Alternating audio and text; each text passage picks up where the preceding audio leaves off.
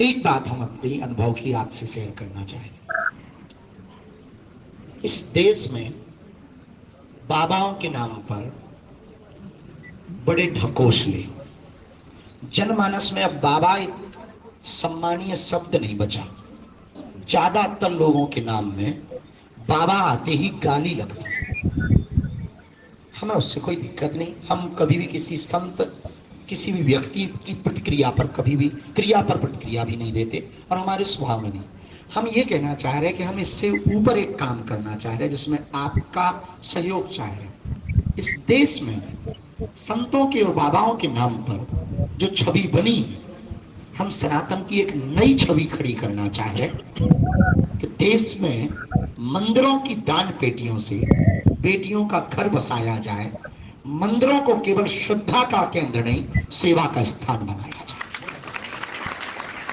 ये उदाहरण प्रस्तुत करने में समय लगेगा, मुसीबतें झेलनी पड़ेगी और सबसे बड़ा चैलेंज तो यही होता है, दान लेना बहुत सरल है, दान लेकर दान देना बड़ा कठिन होता है। वो हमको करना, वो हमारे मन में है। 1675 बेटियों का हो गया, अगली बार 325 बेटियों का है तो 2000 बेटियों का कन्या विवाह। भगवान, एक दिन हमारा सपना है कि 1100 वास्तविक अनाथ बेटियों का विवाह बागेश्वर धाम की भूमि से हो।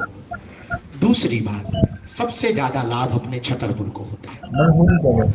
लगभग 90 बेटियां छतरपुर की थी।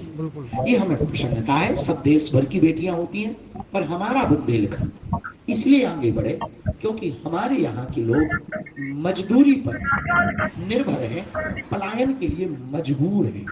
हमारा बुंदेलखंड इसलिए मजबूत बने क्योंकि इस क्षेत्र में जन्म लेने वाले व्यक्ति जो भी जन्म लेता है वो दिल्ली जब जाता है तो उसे पिछड़े और पिछड़े इलाके की दृष्टि से देखा जाता है।